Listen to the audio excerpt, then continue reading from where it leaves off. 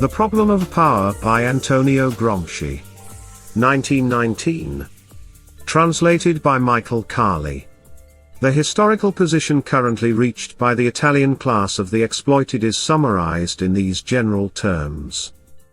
Public order. An assembly of about 3.5 million workers, peasants and employees, corresponding to about 15 million of the Italian population, represented in Parliament by 155 socialist deputies.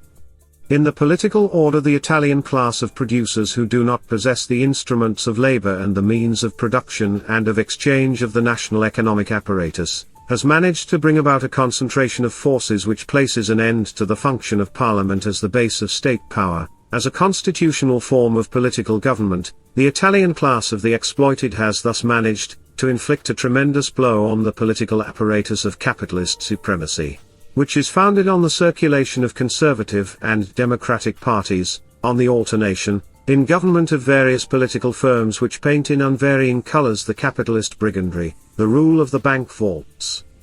Economic order. The corporatist movement in its various tendencies. 1.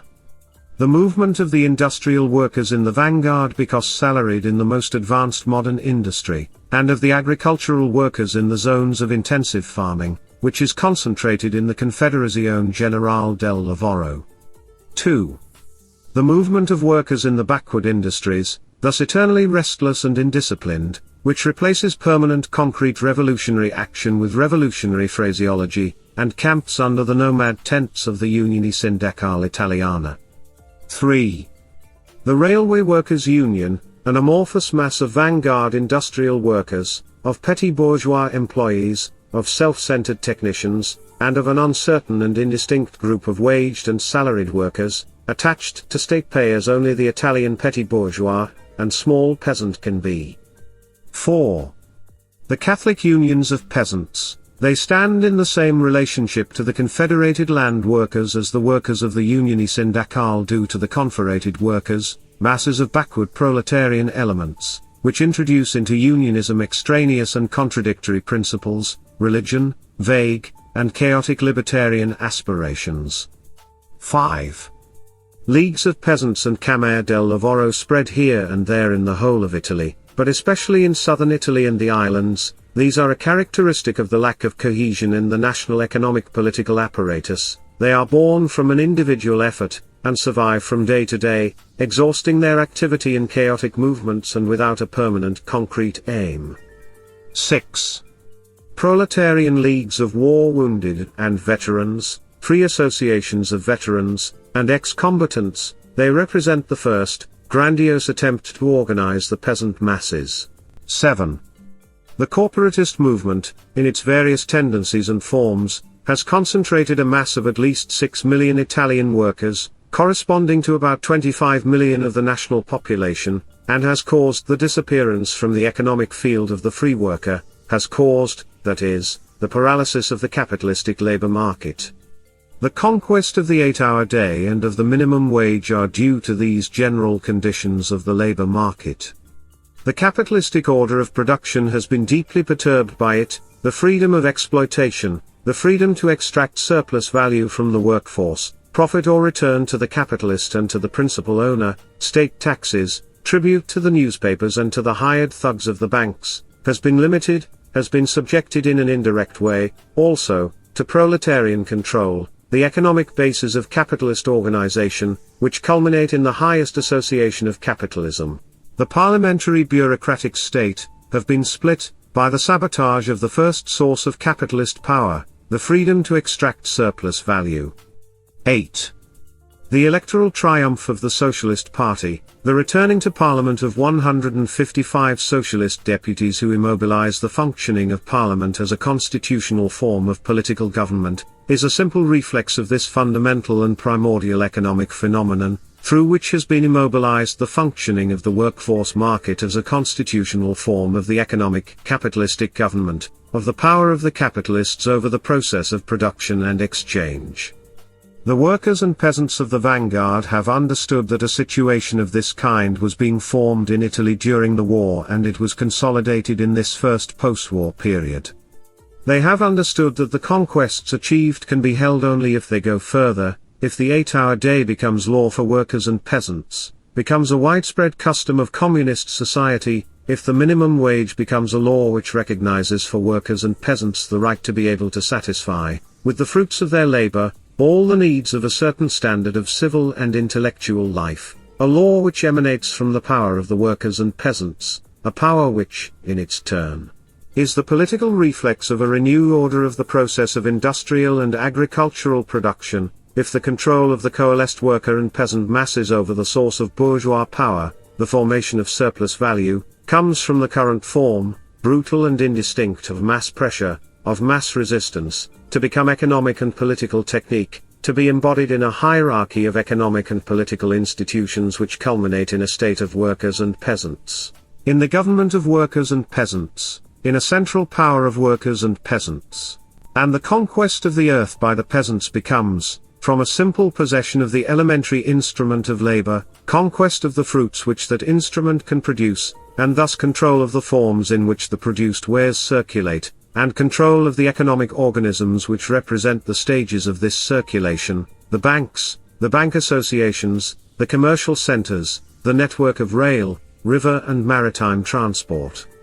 If a worker state does not guarantee to the peasants immunity from the predatory assaults of capitalism and high finance, war will be opened through a grandiose agrarian revolution conducted by the bourgeois state and by the minor capitalistic organizations, the introduction of machines into agriculture, with the expropriation of peasants and their reduction to the rank of waged agricultural workers, without union experience and thus more brutally exploited and expropriated of their wealth of labor power than are the workers of urban industry.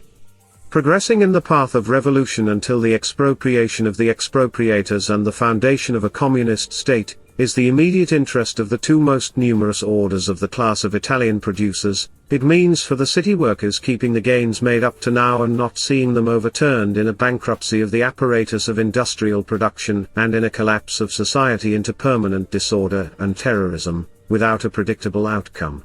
Beyond meaning the taking of possession of the apparatus of national production to turn it to the end of well-being and spiritual betterment of the working class, it means for the peasants keeping the land gained, expanding their own funds, freeing the earth from the capitalistic impositions of mortgage and tax and beginning the industrial revolution with communist methods and systems, in close collaboration with the urban workers. The vanguard workers and peasants have understood these necessities immanent in the present economic situation, in the catastrophic balance of forces and of the organisms of production.